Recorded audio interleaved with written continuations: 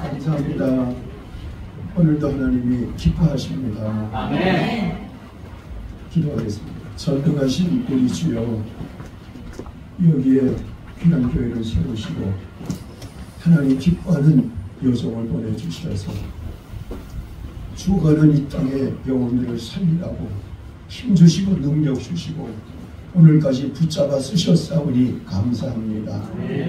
시작은 미약하오나 창대하게 하여 주셔서 이 교회가 작은 자가 선을 이루는 교회가 되게 해주시고 급한 대로 하나님 먼저 7배의 성전을 허락하여 주셔서 교회 학교와 모든 것들이 잘 운영되고 조직되고 갖춰진 교회가 되게 하여 주시옵소서. 잘 증거하도록 종을 붙잡아 사용해 주시고 성령님 마지막 날 어김없이 임하여 주시어서 각 사람 머리 위에 오순절날 모든 120명 머리 위에 각 사람 머리 위에 성령이 임하셨던 것처럼 오늘 여기 모인 이 귀한 하나님의 백성들에게 머리 위에 성령님이 임하여 주시옵소서. 은혜가 임하게 하여 주옵소서. 은혜 있고 가게 하여 주시옵소서. 변화되어 일꾼들이 되게 하여 주시옵소서. 종을 붙잡아 쏘시되 악한 것들은 다 제하여 주시고 하나님의 은혜의 통로가 되어야 되겠사온데 종이 은혜가 부족하오니 하나님께서 친히 오늘도 한 분 한 분 만나 주시옵소서. 예수님 이름으로 주님께 의탁하옵고 기도하옵나이다. 아멘. 우리 찬송 하나 부르고 할까요? 보혈, 보혈을 지나.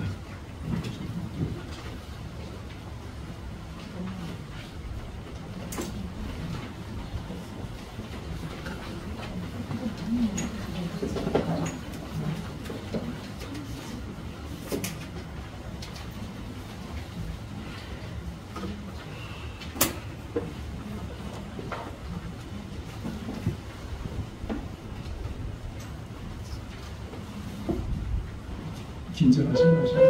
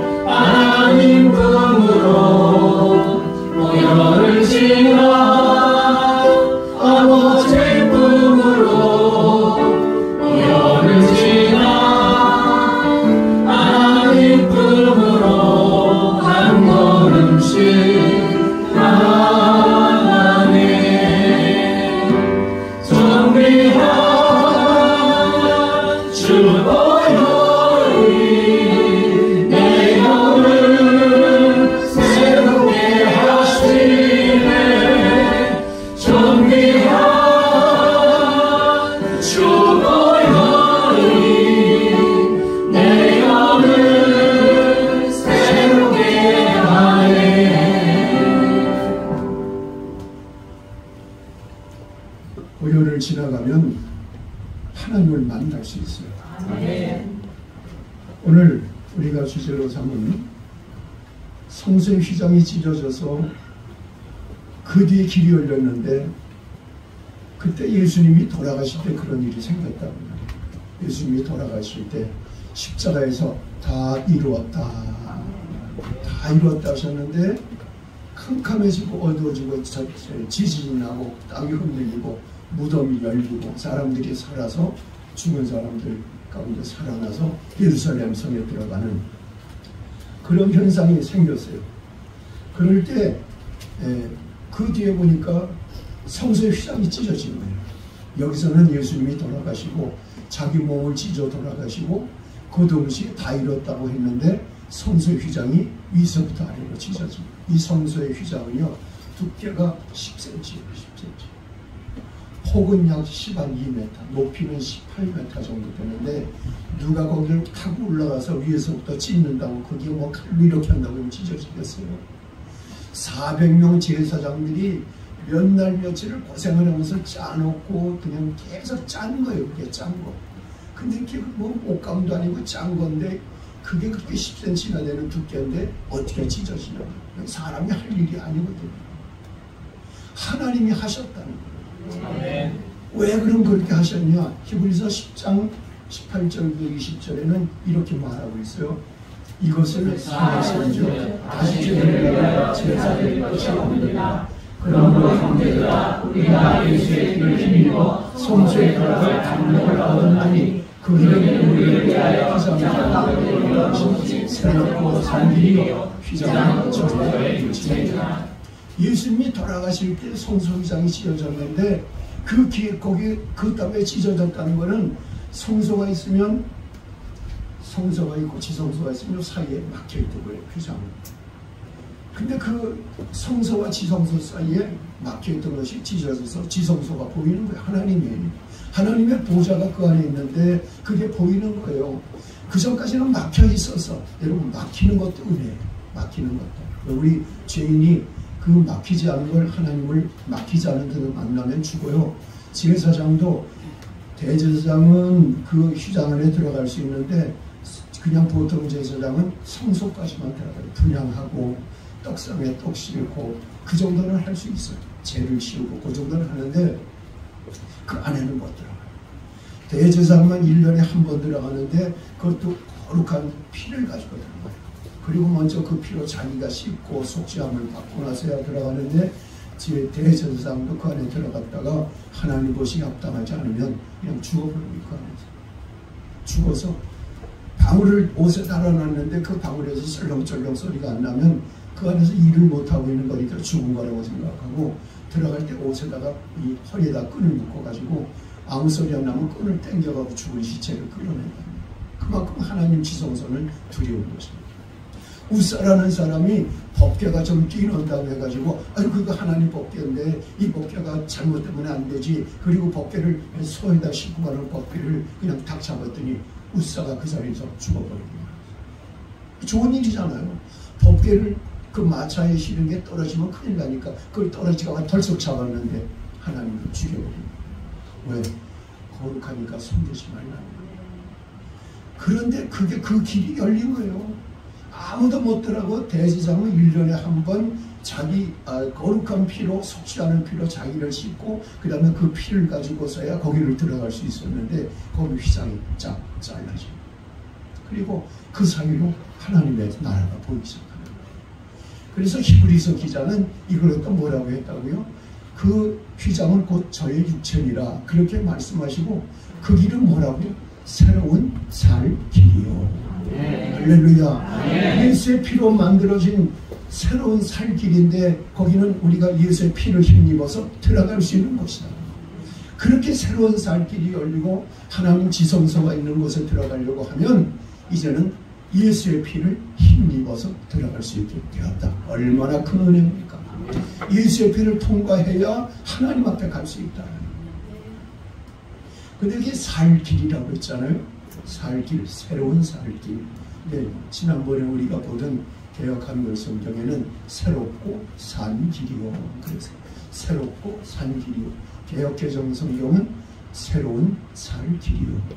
이걸 가만히 생각해 보니까 번역하는 사람 입장이 좀 달랐던 것 같아요. 산 길이면 새롭고 산 길이면 이미 내가 산 거예요. 그 길을 통해서 내가 산 사람은 그 내가 산 길이지. 내가 그를 통해 살았다는 거예요. 근데 살 길이라는 것은 지금도 누구든지 그 길을 통과하면 살 수 있다는 거예요. 또 살 길이라는 건 앞으로 우리가 살아가면서 이 길을 통과해야 이 세상에서 이기면서 살아갈 수 있고 진리 가운데 살아갈 수 있다.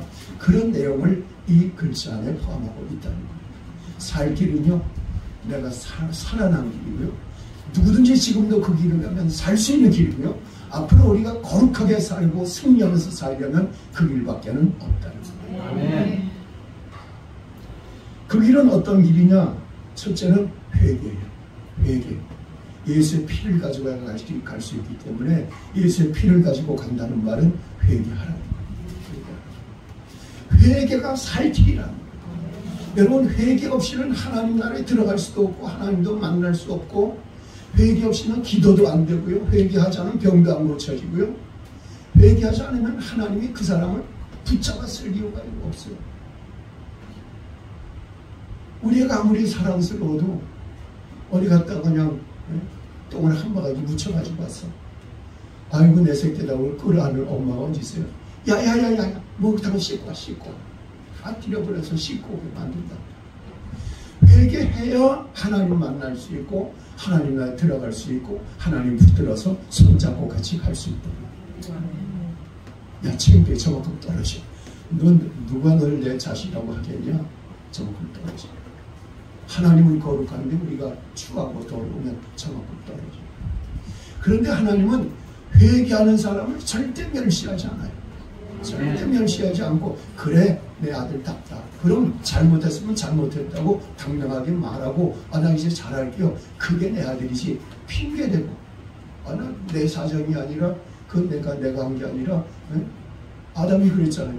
내가 한 게 아니라 우리 아내 마누라가 시켜가지고 먹으라 그래서 선하고 먹었다고. 핑계만 대요. 핑계. 그만한 사정이 있었다고요. 하나님, 여러분도 그럴 거예요. 세상 사람들 다 그렇게 살아요. 근데 내가 특별하다고요? 나 그 사람들과 똑같은데 왜 나한테만 그러세요? 그거는 회개하는 자세가 아니라요. 회개해야 그 길을 갈 수 있어요. 예수님은요 이렇게 말합니다. 빌라도가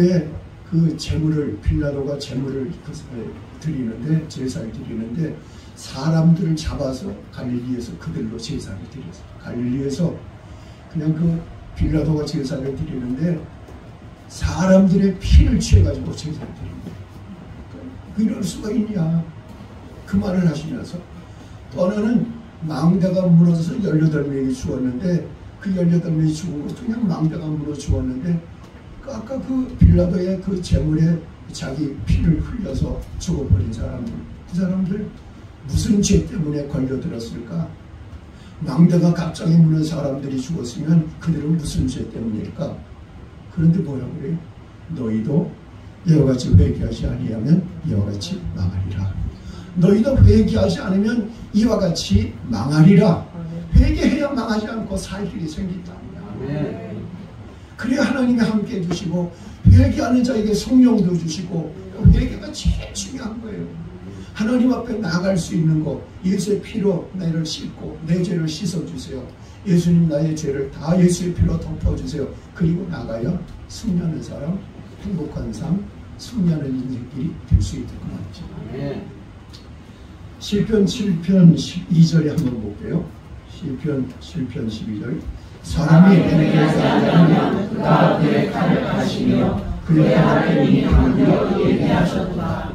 회개하지 않으면 한 번, 두 번은 봐줘요. 세 번, 네 번도 봐줄 수 있어요. 그러나 오래 참으시지만 끝까지 참지는 않아요. 너 조심해. 다음번에 또 이러면 안 돼.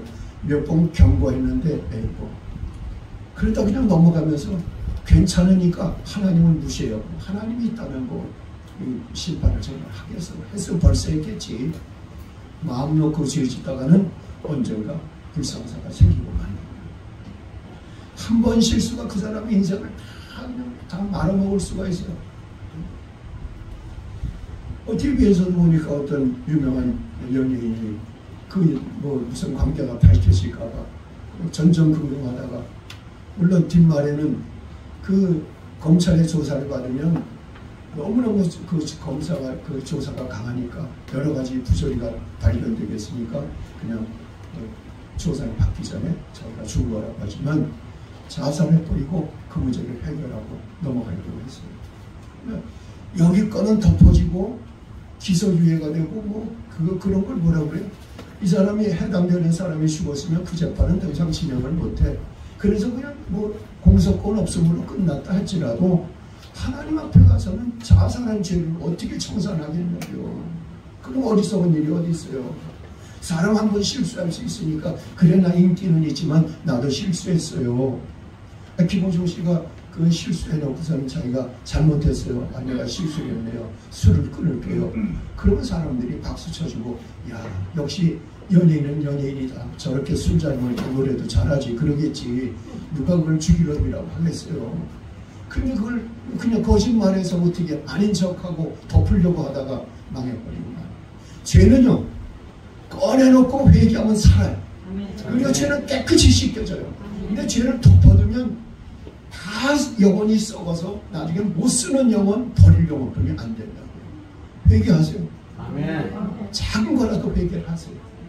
내가 회개하는 것만큼 성령이 내 안에 밀려오는 거예요. 아멘. 내가 회개를 많이 하면 성령이 만큼 나를 더 지배하고, 내가 회개하는 것만큼 성령이 내 안에 들어오죠.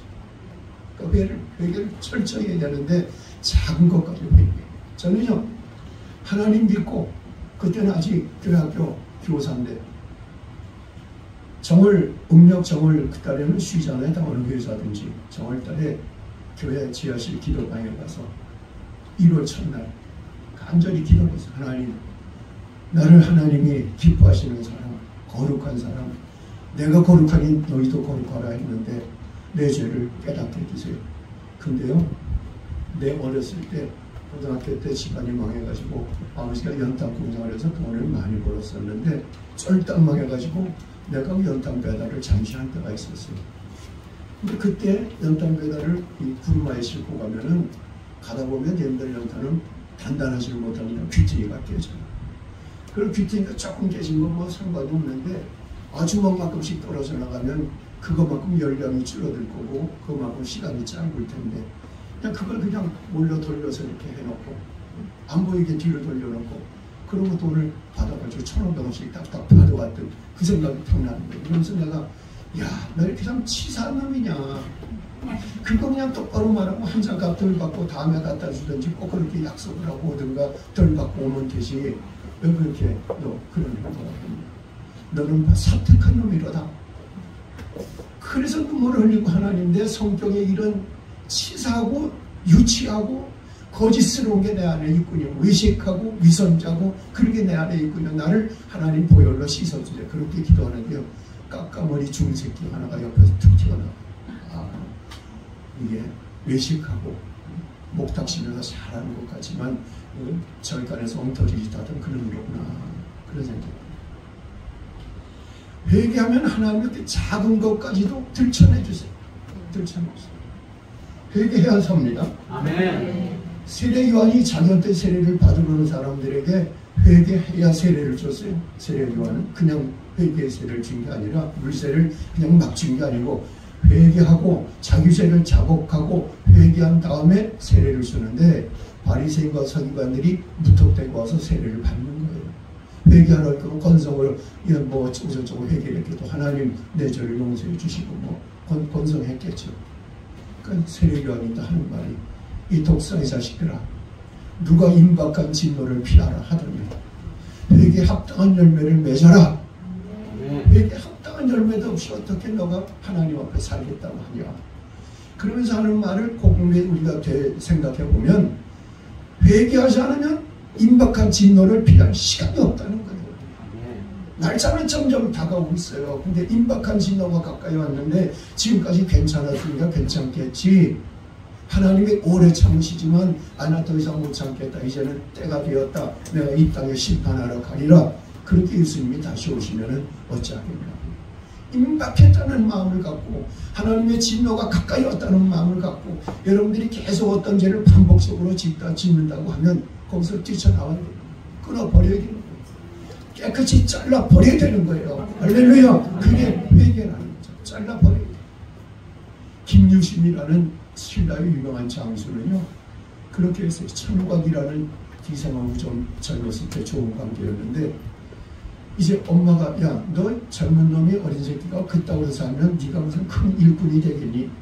네가 가문이 그래도 제대로 된 가문인데 너가 그래가지고 큰 인물이 못 된다. 그러니까 엄마 앞에서 약속을 했어요. 알았어요, 엄마. 나 이제 그 집에 안 가고 술도 끊을게요. 근데 술은 못 끊고 그 집에 안 간다는 걸 지키려고 마음을 굳건히 먹고 있었는데, 어느 고관집 아들 집에 가서 잔치를 딱 걸리고 나서 술 취해가지고 늘 타고 오던 자기 말을 탔어요. 근데 이 말이 어떻게 알고 집으로 갈 줄 알았더니 천가지는 기생집앞에 데려다가 깨어나니까 기생집이다. 아이고 잘 오셨다고 그 다음에 술 끊었다고 오지도 않더니 잘 왔다고 꼭 내 얘기한 것 같아. 잘 왔다고 그러니까 김주신 거기서 뛰쳐내려갖고 그 여자를 에이 그래 온 김에 그래 넘어진 김에 자다 가자 그런 게 아니고 엎어진 김에 쉬었다 가자는 게 아니고 칼을 꺼내가지고 말을 거기서 죽여. 말을 그냥 목을 잘라버렸어. 이 말아, 너는 미물이지만 나의 마음을 그렇게도 몰랐더냐. 내가 나의 결단을 이것으로 보여주려고 말의 목을 치고 그냥 걸어서 갔다. 그 여자가 죽었는데 나중에 그 여자가 한이 많이 맺혀서 거기다 절간을 세워준 게 천관사라는 절이야.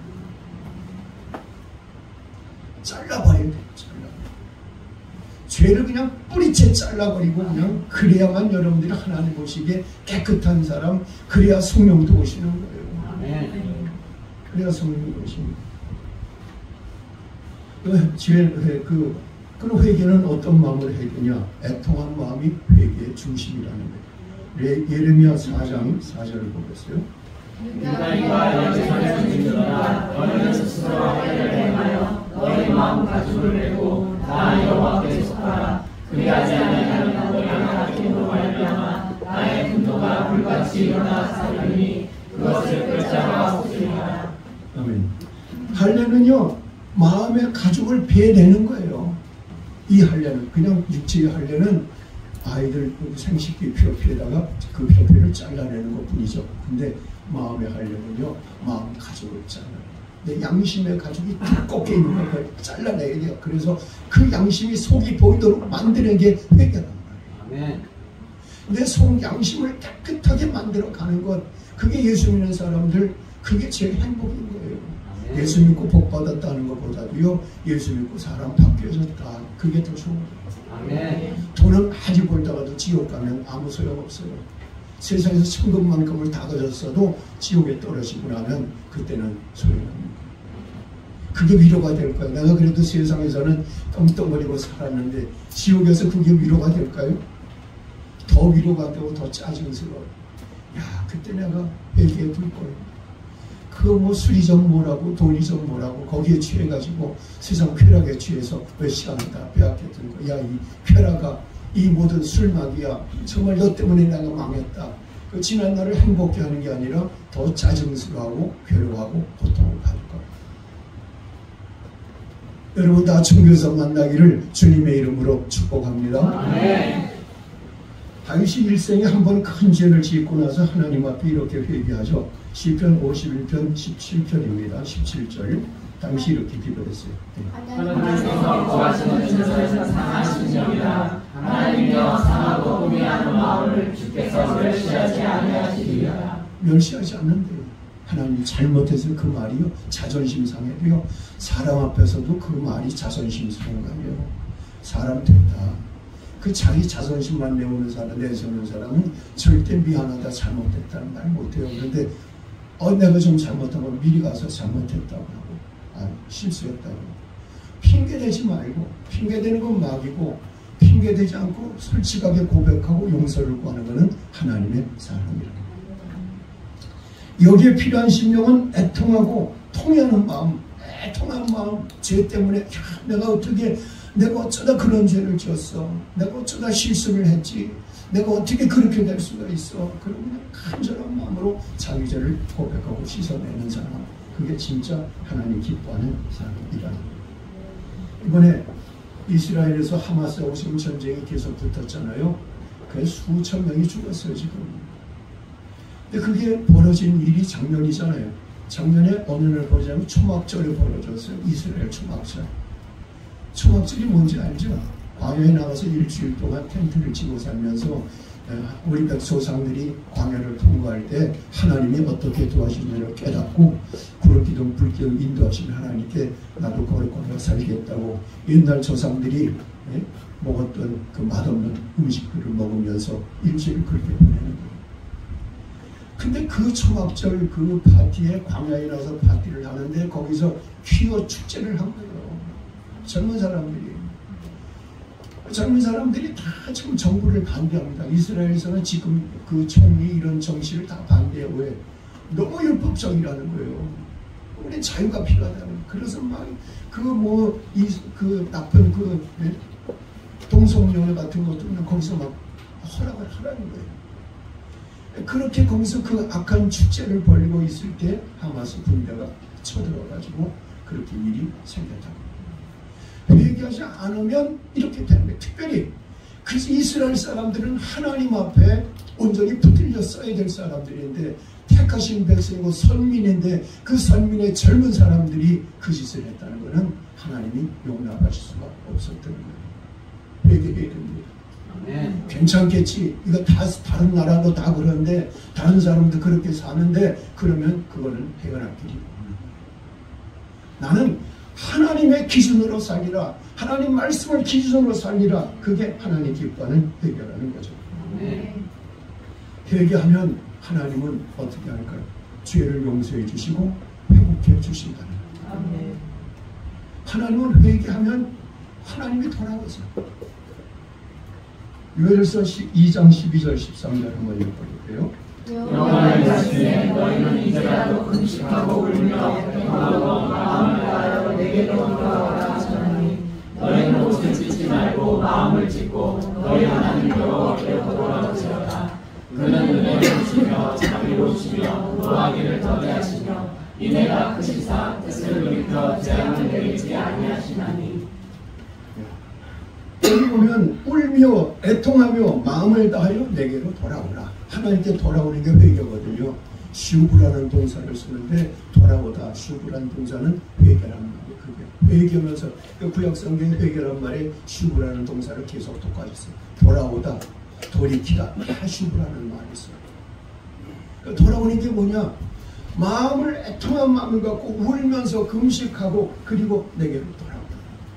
내가 돌아오면 그리고 돌아와서 돌이키면 하나님도 당신도 돌이켜서 우리에게로 찾아오시겠다. 마음을 옷을 찢지 말고 마음을 찢고 기도하면 이 마음을 찢어야 돼.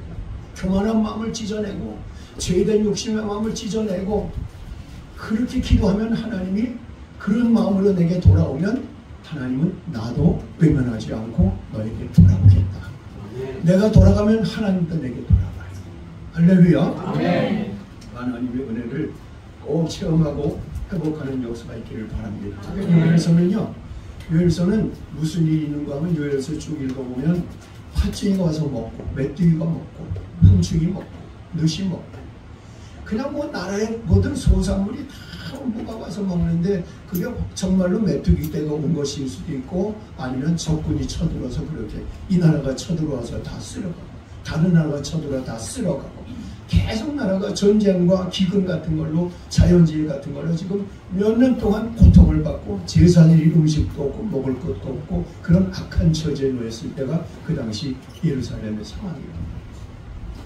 그럴 때 요엘 선지자가 이렇게 회개하면 하나님 너에게 돌아오고 그리고 회복시켜 주는데 먹을 것이 있게 하고 포도주와 무화과가 넘쳐나게 산물을 이룰 것이고 적군을 물리쳐 줄 것이고 그들이 물러가서 동쪽 서쪽 바다로 빠져 죽을 것이고 썩는 영토가 진동하도록 그들을 물리쳐 줄 것이고 그리고 나는 너에게 하나님이 되고 너희는 내 백성이 되고 늦은 비와 이른 비를 주어서 너희 농사가 잘 되게 하고 풍년이 되게 하고 할렐루야. 아멘. 그렇게 회복시켜 준다고 쓴 그게 요엘이 그 하나님을 이 말씀을 대언한 게 요엘서라고. 하나님은 회개하면 다 망했어도 다시 살려줍니다. 아멘. 다시 일으켜줍니다. 아멘. 병도 그래요. 하나님 우리를 다시 일으켜주는 거예요. 호세아서 6장 1절에 보니까 오라 우리가 여호와께서 우리를 찢으셨으나 거듭나게 하실 것이요 우리를 찢으셨으나 싸매 없으실 것이니라. 여호와께서 우리를 살리시며 셋째 날에 우리를 일으키시니 우리가 그의 앞에서 살리라. 아멘. 회개하면 돌아오면 우리를 찢었지만 낫게 해주시고 때렸지만 고쳐주시고 싸매주시는데 이틀 후에 3일 후에는 일어날 것이다. 여러분 사업장을 하나님이 두들겨 패가지고 그래 네가 하나님 없이 잘하나 보자. 그렇게 해서 망했다 할지라도 내가 또 죄를 짓고 그것 때문에 나에게 병이 들어왔다고 할지라도 회개하면 하나님 고쳐주시는데 그 하나님의 치유의 속도가 급속하는 겁니다. 이틀 후에 3일 후에 하나님은 우리를 1년이 하루가 1년이라고 계산을 해도 이틀이면 2년이고 3일이면 3일. 적어도 2, 3년 내에는 너의 모든 것이 회복되리라. 아직 그 말씀 그대로 하면 이틀 3일에는 모든 것이 해결되리라. 할렐루야. 네. 그 하나님께 돌아오는 여러분 되시기를 주님의 이름으로 축복합니다. 네. 회개한 병도 고쳐줘. 영고서 5장에 보면 회개할 때 너희 중에서 고난당하는 자가 있냐 기도할 것이요 병든 자가 있느냐 뭐라고 그랬어요? 교회에 장로들을 청할 것이요 그들은 주의 이름으로 기름을 바르며 그를 위하여 기도할 것입니다. 하나님은 자기 앞에 나와서 기도하는데 기름을 부으며 기도해달라고 하는데 거기 뭐가 또 들어가 있냐면 제가 그걸 빠뜨렸네요. 자기들의 죄를 고하며 자기들의 죄를 서로 고하며 용서를 내가 잘못했어요. 당신한테 잘못한 것도 있고요. 그래야 그 자리에 하나님의 은혜가 임하게 된다. 아멘. 자, 여러분 회개를 해야 됩니다.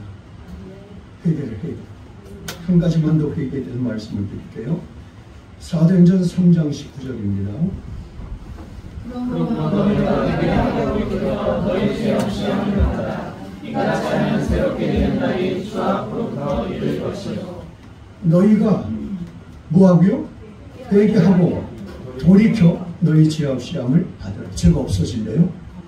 이렇게 하면 새롭게 되는 날이 주 앞으로부터 이를 것이요. 회개하면 새겁니다. 그런즉 누구든지 예수 안에 있으면 새로운 피조물이라. 옛것은 지나갔으니 새것이 되었도다. 새것이 되었도다. 샘핑이 되었도다. 할렐루야. 여기 보면은 회개하고 돌이켜가 같은 말이에요. 회개도 돌이키는 거고 또 돌이키고 회개하고 돌이키고 왜 돌이키가 두 번 나왔을까 생각해 보니까 그래 우선 죄로부터 돌아서는 거예요. 내가 이전에 더 이상은 이제 반복 못해 물러서는 거예요. 그 다음에 하나님 이제는 내가 세상 것 따라 살았지만 이제부터는 하나님 앞에 살게요. 하나님 위해 살고 하나님 앞으로 돌이키는 거예요. 죄에서 돌아서고 하나님 앞에 돌아서는 것, 하나님 앞으로 돌아서는 것, 그것을 회개하고 돌이켜라고. 그렇게 하면 새것이 됩니다. 제가 그렇게 해서 새것이 되었습니다. 제가 금남교회 결혼하기 전에 등록을 해가지고 30살부터 예수를 믿었는데 처음에 가자마자 그 은혜가 되더라고요. 그냥 교회를 이렇게 복도가 기다렸는데 그걸 쫓아 들어가려면 그냥 내가 공중에 떠가는 것 같아. 그렇게 흥분되고 기분이 좋아요. 근데 설교를 하는데 그 목사님이 나를 다 알아. 치사한 놈, 유치한 놈, 나이가 이렇게 먹어도 자기 인생 사람 구실도 못하는 놈. 그 설교를 했는데 친구한테 저를 전도한 친구가 4년을 기도해서 저를 전도했거든요. 지금은 신창교회 장로님을 하시는데 그 친구가 저를 전도하려고 내가 술 좋아하니까 나하고 같이 밤 12시까지 술 먹어주다가 자기는 안 먹어야 나만 먹이지 술을 못 먹었어요. 사이에 콜라만 먹어도 취해요. 그 친구는. 그러면 내가 술이 아직도 들렀다 그러면 여관으로 날 데려가서 또 소주를 사다 또 먹여요. 그렇게 해놓으면 나를 꼼짝 못하게 하고 그 다음날 교회를 끌고 가는 거예요. 술이 취해가지고 비실비실한 거 끌고 가는데 그래서 등록을 했어요. 은혜를 받는데요. 오늘 목사님 설교에 그게 나와요. 어떤 그 오래된 마루 밑에 옛날에는 마루 밑에다가 물 많이 감춰놨잖아요. 근데 거기 논요강 하나가 썩은 게 있었대요. 아주 녹이 찌질이 쓸고 냄새가 찌들반 논요강을 그 안에다가 마루 밑에 쳐놨는데 그 논요강을 어느 날 이렇게 노장 유기장사가 오더니 저거 나한테 주실래요? 여기는 가져가라고 뭐 쓰지도 않는데 가져갔더니 그 위장이가 며칠 지나가지고 밥그릇을 만들어가지고 왔대요. 논조광을 다시 녹이고 그걸 불에 달고서 두들기 위해서 녹을 다 펴내고 그걸 다시 불에 녹여가지고 밥그릇을 만들어가지고 왔대요. 그래서 이건 논조광 만든 밥그릇인데 이거 잡수시라고 이걸 쓰시라고. 그러고 보니까 그 밥그릇이 얼마나 깨끗하고 유리고 반짝반짝 빛이 나고 완전 새 것 같아서 왔죠. 그 옛날엔 요광이었는데 그게 밥그릇이 돼서 온 거예요. 주방이 되고 주방이 되고 밥주방이 되고 국그릇이 되고 그래가지고 지내고 찾아오고.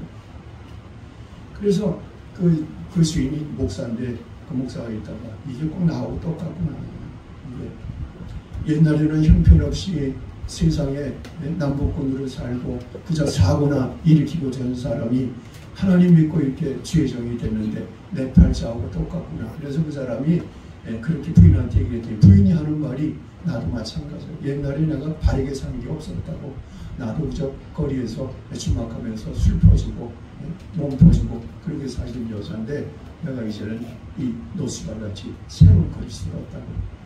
그래서 부인은 부엌에서 그 부엌을 이렇게 두들겨가면서 나 같은 죄인이 용서함 받아서 깨끗함을 얻었네 하면서 찬송을 부르고 기도를 하고.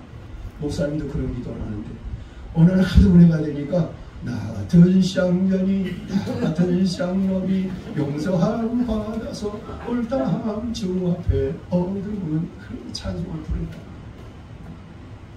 그 설교를 듣고 나서 아유 저 목사님이 나를 어떻게 알고 내가 이름이 오광인데 요광인 줄 알고 애들이 맨날 이걸 요광으로 놀렸거든요. 그래서 그 이름이 굉장히 싫었는데 저는 6.25 때 피난 가가지고 경기도 광주에서 나와가지고 그래서 오광이라고 붙였어요.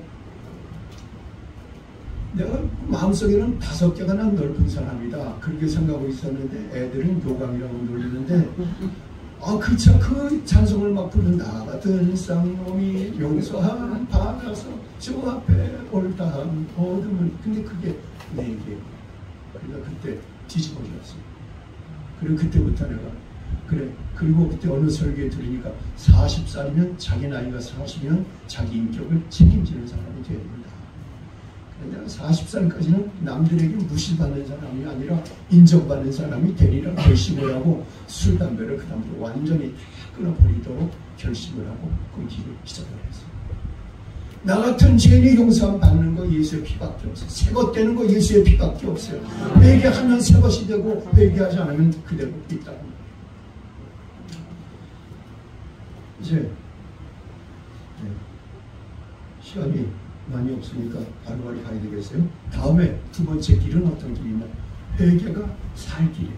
회개하면 살아요. 할렐루야. 두 번째는요, 사명이 우리를 살게 해줍니다. 왜 사는지 모른다는 사람은 많아요. 인생을 왜 살아야 되는지 모르겠다고. 사명을 한번 발견해 보세요. 그러면 이것 때문에 목숨 걸고 사는 거예요. 그래, 하나님 날 이걸 시켰다. 목숨 걸고 사는 거예요. 우리가 정릉에서 그 전에 살 때 아버지는 연탁 공장을 하고 내가 중학생 때인데 그럼 이제 나에게 심부름을 시고 야 이거 당좌 수표를 써가지고 오늘 은행에 막아야 되는데 내가 갈 시간이 없어 네가 갈래? 그럼 아버지가 돈을 이만큼 써주고 도장에다 그걸 배에다 차고 버스를 타고 도남동에 가서 은행에 가서 지금 말하면 상업은행이지 우리 은행 거기 가서 돈을 내고 그리고 가요. 아버지가 내게 그 맡겨준 게 저기 전대에 두른 돈이 굉장히 많잖아요. 그러니까 내가 자신이 있고 용기가 있고 그 다음에 책임감을 완수하겠다는 마음으로 아주 당당하게 걸어갑니다. 그럴 때는 내가 뭐 어떤 사명감이 있고 의무감이 있어요. 보통 때 그냥 비실비실하다 그때는 정신을 바짝 차리고 누가 날 넘어뜨리면 안 되니까 그냥 가다처럼 이렇게 봉을 잡고 그러고 걸어간단 말이에요.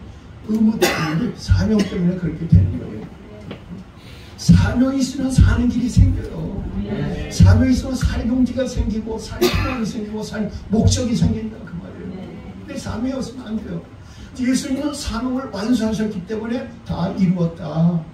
나는 많은 사람들 위하여 대성물을 주려고 왔는데 대성물로 제사가 맞춰졌으니까 이제 나는 다 이루었다. 사명을 완수한 분이 예수님이시다. 그날까지 끝까지 달려온 거예요. 바울 사도도 자기 사명 때문에 끝까지 달려왔는데 그가 마지막 10년을 선교하고 예루살렘으로 와서 예루살렘 선교 보고도 하고 그리고 이방인들을 땅에 살면서 유대인들에게 많은 핍박을 받았기 때문에 유대인들에게 전도도 해야 될 목적으로 10년 만에 예루살렘으로 돌아오는데 3번이나 사람들이 야 가시마 성령께서 말씀하신 데 가면은 결박이 기다리고 있대.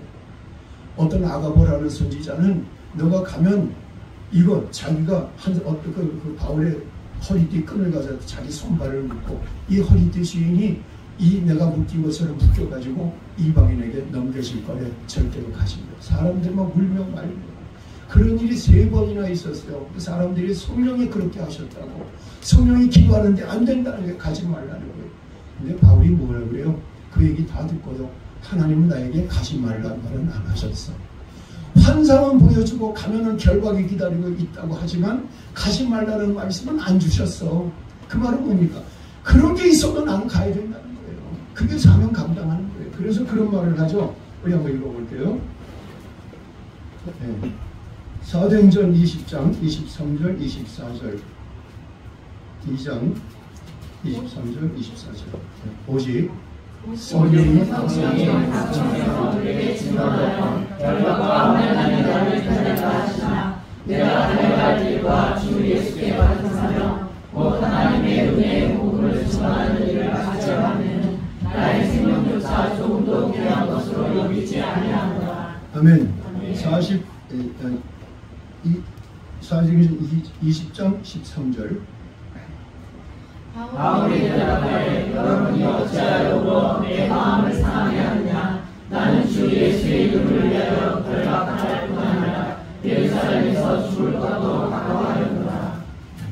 20장 13절인데 표기를 내가 잘못해서 결박이 기다리고 있다고 해도 나는 가야 된다는 거예요. 결박 당할 뿐 아니라 죽을 것도 각오가 되었다. 그리고는 잡혀가서요 변론을 하다가 안 되니까 결국 로마에 가서 황제에게 심판을 받겠다. 나는 로마 시민이니까 거기서 죽겠다 해가지고 로마로 끌려가서 감옥에 가 있다가 거기서 결국 죽고 말았어요. 그 67년도에 바울이 그렇게 해서 죽게 됐다. 하나님 일을 하는데 이 사람은요 그냥 하나님의 뜻이라면 무조건 하는 거예요. 무조건 하는 거예요. 그게 사명을 감당하는 거죠. 사명이 뭡니까? 목숨에다가 자기 일을 위해서 자기의 목숨을 바치는 거예요. 목숨을 사명에다 바치는 거예요. 그게 사명이에요. 사명.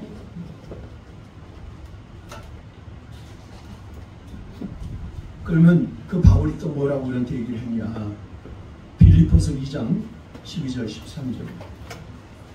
그러므로 나의 사랑하는 자들아 너희가 나 있을 때뿐 아니라 지금 나 없을 때에도 항상 걱정하여 두렵고 떨림으로 너희 구원을 이루라. 너희 안에 사역하시는 이는 하나님이시니 자기의 기쁘신 뜻을 위하여 너희에게 소원을 두고 행하게 하시나니. 이 대목이 그 신학자들도 많은 논란이 되는데요. 너희 구원을 두렵고 떨림으로 이루라. 그래서 구원에서 떨어질까봐 조심조심하라는 뜻, 그렇게 해석할 수가 많이 있어요. 그런데 구원이란 뭐냐? 구원에서 떨어지는 게 아니고 구원을 이루라는 말은 구원의 완성인데 구원의 완성은 내가 성화되는 게 아니라 나의 사명을 감당합니다. 너의 구원을 이루라. 하나님 널 구원한 목적이 있지 않냐? 하나님 널 구원해준 뜻이 있지 않냐? 그 뜻이 뭐냐? 사명이라는 거예요. 그것을 이루는 것이 곧 뭐라고요? 구원을 완성하는 거예요. 그 이어서 나 13절에 보세요. 자기의 뜻을 위하여 너에게 소원을 두고 행하게 하시나니. 그게 하나님의 비전이거든요. 하나님 나 이러한 거 하고 싶어요. 나는 예배자로 살고 싶어요. 이번 여기 그 사랑빛교에서 나는 예배자로 누가 보든지 나는 예배자로 살고 싶어요. 그런 사람은요 예배드리는 태도가 틀리다는. 나는 예배자다.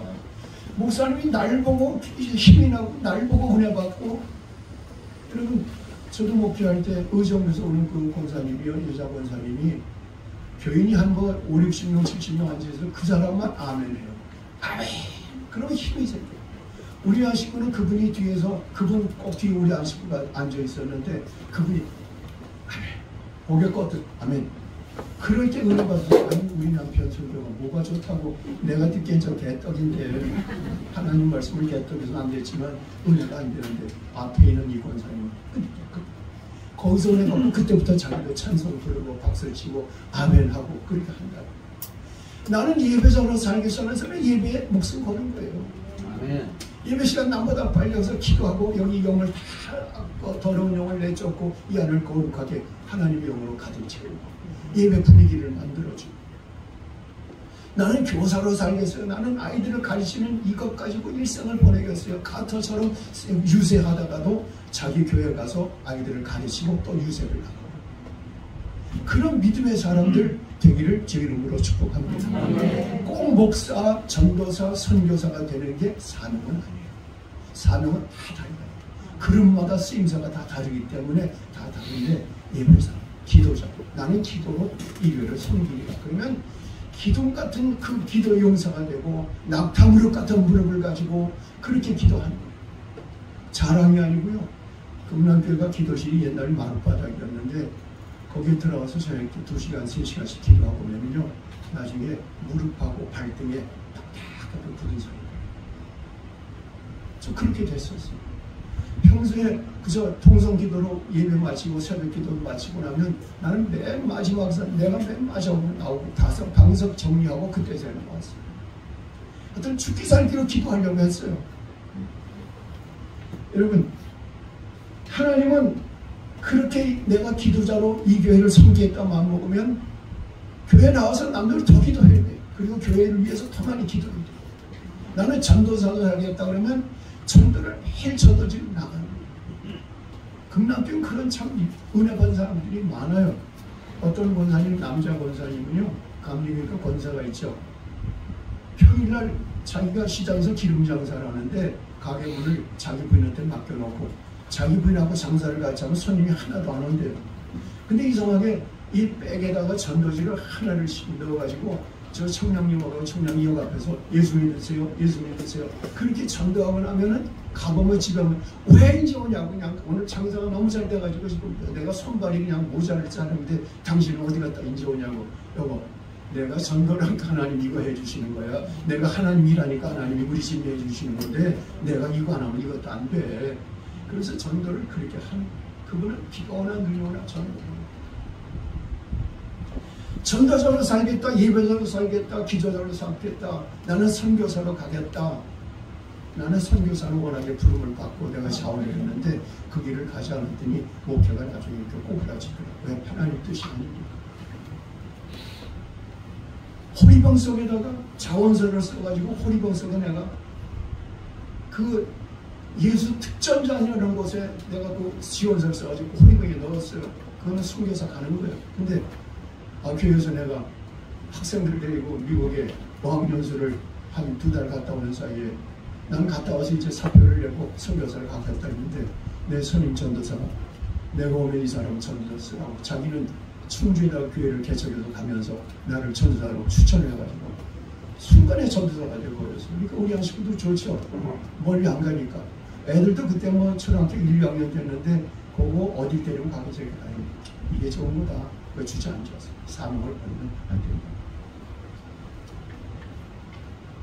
두렵고 떨림으로 사명을 이루기를 주의 이름으로 축복합니다. 내 힘으로 못해도 하나님이 해주세요. 빌립보 4장 13절에 내게 능력 주시는 자 안에서 내가 모든 것을 할 수 있느니라. 아멘. 빌립보 4장 13절.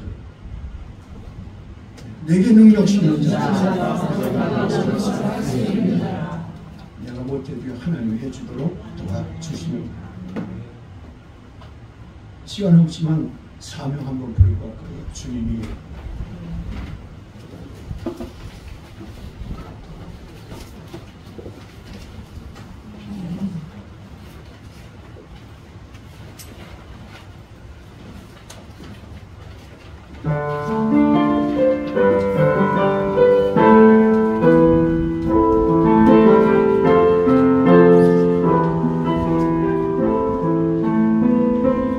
주님을 불러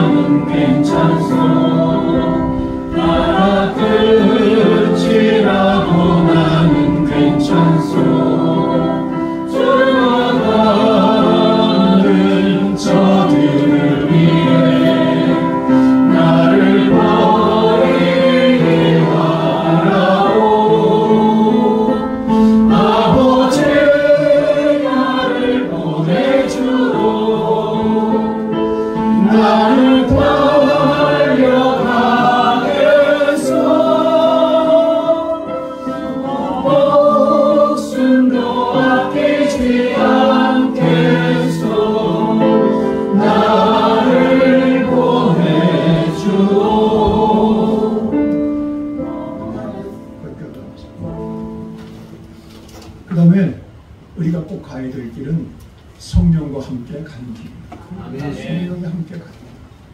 성령 없이 나만 가면 그건 실수고 좌절이고 절망이고 내 힘으로 하는 모든 일은 안 돼요. 목회를 해보니까 내가 계획한 것대로 하나도 된 게 없어요. 여러분 인생을 살면서도 내 계획대로 되는 게 얼마나 있어요. 성령을 따라가야만 끝까지 가고 승리하는 삶을 살게 되는 줄로 믿습니다. 아멘. 성령이 우리를 인도하신다는 거예요. 성령이 오시면 우리도 굉장한 능력이 생겨요. 엘리야가 한 번 기도하면 비가 3년 6개월 오지 않고 한 번 기도하면 다시 비가 오고 엘리야는 성령이 우리와 같은 사람이로되 기도하는데 그렇게 되더라는 말이에요. 그 왜 그래요? 엘리야는 성령의 사람이기 때문에. 여러분도 성령 충만하고 성령의 능력으로 인도함을 받으면 능력 있는 삶, 승리하는 삶, 영광 돌리는 삶을 얼마든지 살아갈 수가 있다. 이 성령은 오늘 성경에 뭐라고 올라게 우리가 들었던 요한일서 5장에 뭐라고 되어 있냐면 물과 피를 성령이 증거하시다. 그리고 예수를 증언하시는데 물과 피와 성령이 하나가 되십니다.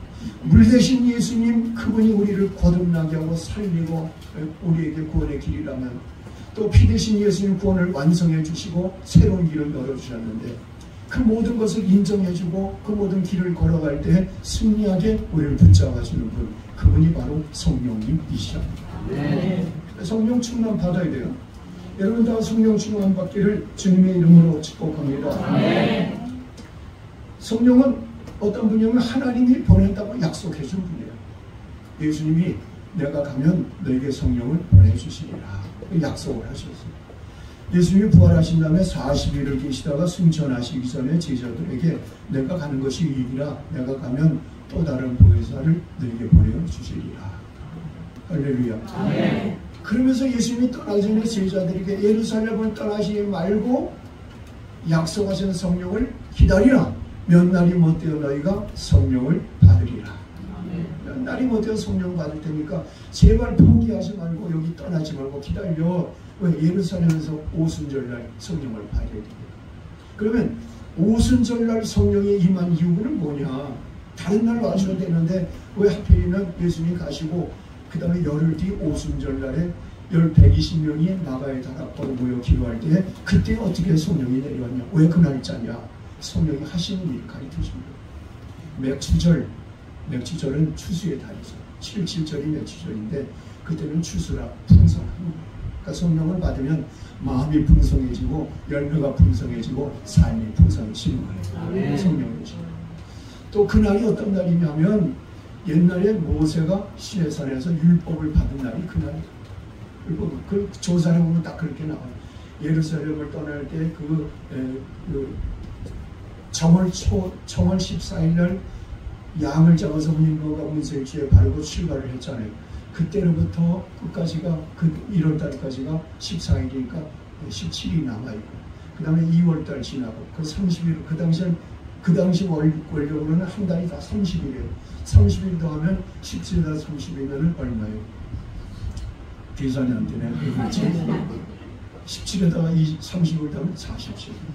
그런데 3월 1일 날 시내산에 도착하고 시내산에 올라가서 3일 동안을 사람들에게 목욕하고 성결하게 하고 하나님을 기다려요. 3일 동안을 그 사람들이 깨끗이 하고 하나님을 기다렸는데 그때 주신 거예요. 그러니까 뭐예요? 총 합해서 40일 만에 50일 만에 우리에게 성령을 보내주셨다. 그러니까 율법을 받을 때도 그 율법이 옛날에는 살 길이었잖아요. 그게 옛날에 언약이에요. 첫 언약. 하나님을 잘 믿으면 너희가 구원을 받으리라고 첫 언약인데 이부터 두 번째 언약은 그 시내산에서 받은 게 아니라 예수님이 주신 오순절날 성령을 통하여 두 번째 날 하나님의 약속이 이루어진 거예요. 아멘. 그러니까 성령이 오시면 결국은 어떻다는 거예요? 성령이 오시면 성령이 우리의 스승이 되고 성령을 통해서 하는 길이 구원받는 길이고 성령을 통해서 하는 길이 내가 살 길이 됩니다. 아멘. 그런 내용이 포함되어 있다는 거죠. 자, 그럼 성령이 오시면 우리에게 보내시는 성령이 어떤 일을 하냐? 요한복음 14장 26절을 보겠어요. 요한복음 14장 26절. 보혜사 곧 아버지의 성령이 그가 너희에게 모든 것을 가르치고 내가 너희에게 말한 모든 것을 생각하게 하리라. 아멘. 아멘. 16장 13절. 그러나 진리의 성령이 오시면 그가 너희를 모든 진리 가운데로 인도하시리니 그가 스스로 말하지 않고 오직 들은 것을 말하며 장래에 너희에게 알리시리라. 16장 17절 8절. 그러나 내가 너희에게 실상을 말하노니 내가 떠나는 것이 너희에게 이르리라. 내가 떠나지 않으면 의사가 너희에게로 오시지 아니할 것이요 아니면 내가 그를 너희에게 보내리니 그가 와서 죄에 대하여 의에 대하여 심판에 대하여 세상을 책망하시리라. 자, 여기까지 하면은 성령이 어떤 분인지 알겠죠. 우리에게 가르쳐 주시고 하나님의 뜻을 알려주시고 또 우리를 거룩하게 만드시고 거룩한 진리이니까 또 하나님이 가시면 우리에게 진리 가운데로 인도하고 하나님이 들은 말이 생각나게 하고 설교 들은 게 성령이 갑자기 기도하다가 응답이 얼마나 오는지 아세요? 성경 말씀이 갑자기 떠요. 그게 하나님이 기억나게 하는 거예요. 기억나게 뭐 기억력이 좋아지다는 말이 아니라 기도하다가 어떤 문제를 놓고 생각하다 갑자기 성경 구절이 생각이 나. 아, 이게 응답이로구나. 그게 다 성령이 하신 거라. 그리고 지금 마지막 읽었던 게 뭐예요? 죄에 대하여 의에 대하여 세상 심판에 대하여 책망하시리라. 의에 대하여 책망하고 죄에 대하여 책망하고 심판에 대하여 책망하는 게 성령. 진리의 영이신 성령님이 우리 양심에 자꾸 책망을 주는 거예요. 너 그렇게 할 수 있어. 너 그래도 양심이 부끄럽지 않아. 우리를 죄에 대해서 자꾸 책망을 하세요. 그래서 성령님을 진리의 영이시고 바른 길로 들어가서 우리를 책망하고 그래서 회개를 시킨다는 의미에서 성령을 회개의 영이라. 따라하십니다. 성령은 회개의 영이라. 회개하면 하나님은 성령도 주시는 거예요. 우리 한번 찾아볼게요. 네. 사도행전 2장 37절 38절. 그들이 이 말을 듣고 마음에 찔려 베드로와 다른 사도들에게 물어이르되 형제들아 너희가 어찌할 거거늘 베드로가 이르되 너희가 회개하여 각각 예수 그리스도의 이름으로 세례를 받고 죄사함을 받으라. 그리하면 성령의 선물을 받으리니. 회개하면 또 세례를 받는 건 뭡니까? 회개하는 건 고치는 건데 세례는 또 뭐예요? 예수의 세례는요, 예수와 함께 죽고 예수와 함께 사는 게 예수의 세례예요. 세례교환의 세례는 과거의 죄를 물속에 씻어버리고 새롭게 살겠습니다는 결심이고, 예수님의 세례는 예수님과 함께 죽었다는 거예요. 옛날 욕심과 옛날 자아와 정과 욕심은 예수님과 함께 다 못 박아 죽였고 나는 이제 예수님의 능력으로 예수님과 함께 살아갑니다. 그게 예수의 세례 차이가 있다는 거예요. 근데 성령은 오셔서 죄를 계속 책망하고 우리를 회개시키고 회개한 사람에게 성령 주시고 성령은 또 회개를 더 깊게 나갈 수 있도록 회개를 거듭하게 해서 마침내 거룩한 사람이 만들어진다. 성령은 불이거든요. 어떤 죄는 하나님 그 성령의 불로 태워야 돼요. 성령의 불로. 그전에 우리 교회 하도 충성스러워서 장로님으로 세운 분이 부산분이 계신데 그분이 그래요. 목사님, 저는 해마다 이상하게 꿈을 꾸면 그냥 이렇게 불도관에서 불이 막 활발 올라가는데 거기에 쇠가 그래도 녹지 않고 있는 게 그게 보여요. 아니 이거 어떻게 해야 이 고난스러운 날이 끝나갈까요? 큰 공장을 하다가 감화해가지고 소울이 와서 사시는데, 그런데 이제 교회로 나서 믿음이 생기니까 열심히 봉사하고 뭐 교회에 딱 구진 봉사 다 하시고 그래서 장로님을 세워놨는데 그분이 그런 거예요. 그래서 그때 하나님이 아직도 당신을 불로 연단할게 나와서 그런데 조금 참고 계시면 다 됩니다. 너무 더러우면 태워버려요. 그 죄를 태워버리고 거기 예수의 피를 나중에 바르고 먼저 태워버리죠.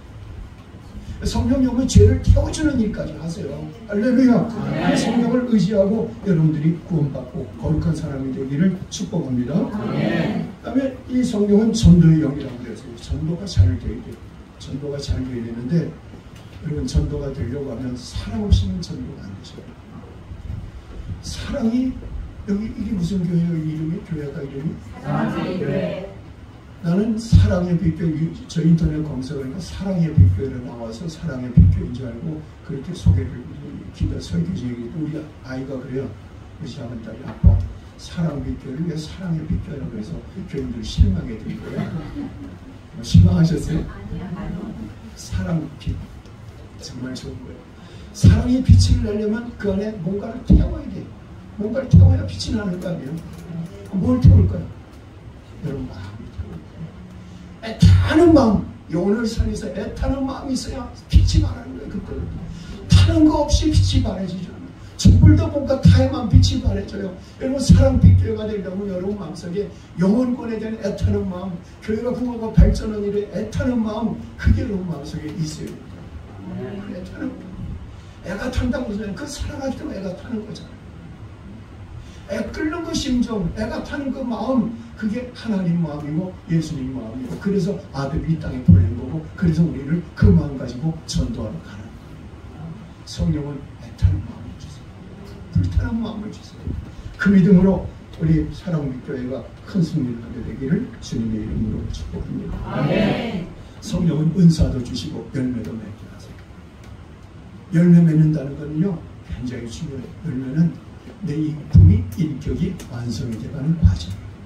자꾸 내 인품에 희락, 기쁨, 그런 것들이 자꾸 생깁니다.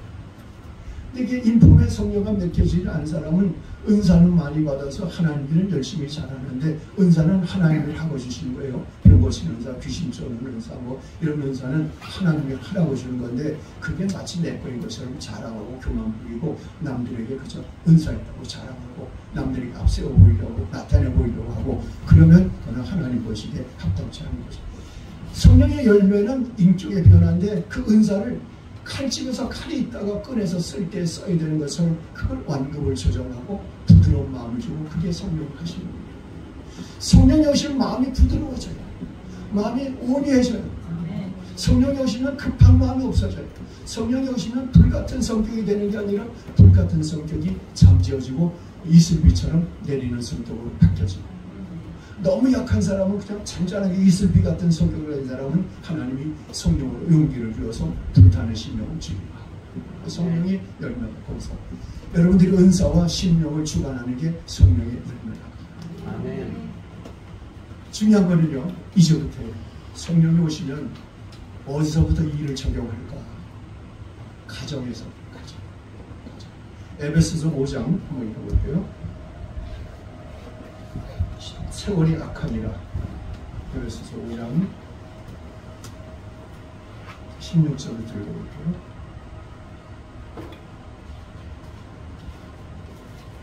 세월을 아끼라. 없어요? 네. 세월을 아끼라. 때가 아니라 그러므로 언제나 되지 말고 오직 죄의 뜻이 무엇인가 이해하라. 술 취하지 말라. 이는 강간한 것이니 오직 성령으로 충만하리라. 시와 찬송과 신령한 노래들로 서로 화답하며 너희 마음으로 주께 노래하며 찬송하며. 그 다음에 범사의 예수 그리스도의 이름으로 항상 아버지 하나님께 감사하며 그리스도를 경외함으로 피차 복종하라. 아내들이여 자기 남편에게 복종하기를 주께 하듯하라. 아멘.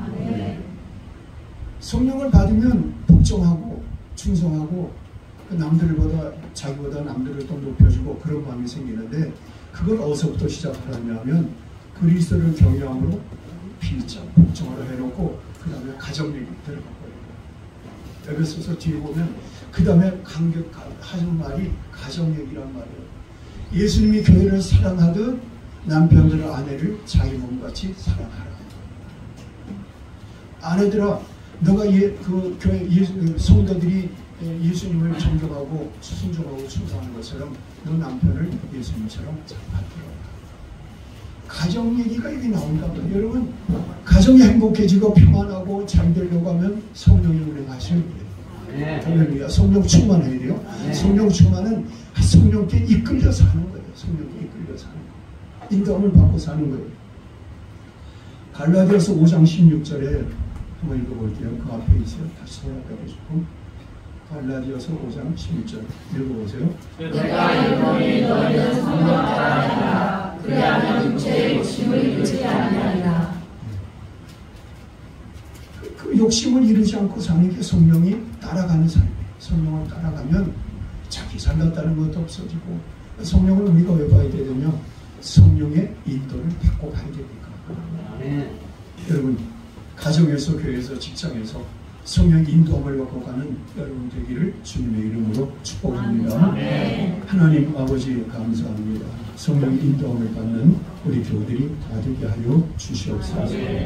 하나님, 이 거룩한 날 정말 귀한 말씀을 배웠는데 이 살 길을 잘 달려가서 구원받고 바르게 살아서 영광 돌리고 사명을 감당하여 상급받는 우리 사랑비 교회 교우들 되게 해 주시옵소서. 가정이 평안하게 하시고 하나님의 축복이 온 가정 위에 함께 하도록 특별히 은혜를 베풀어 주옵소서. 하나님 감사합니다. 다 전하지 못하고 가운데 하나님 예수님이 떠나시면서 몇 날이 못되어 성령을 선물로 받으리니 기다리라 했사오니 종이 다 못하고 떠납니다. 성령님께서 이 교회에 놀라운 은혜를 예비하여 주시어서 성령 받는 역사가 일어나게 하여 주옵소서. 성령 충만하게 임하게 하여 주시옵소서. 예수님 이름으로 기도합니다. 성령이 오셨네.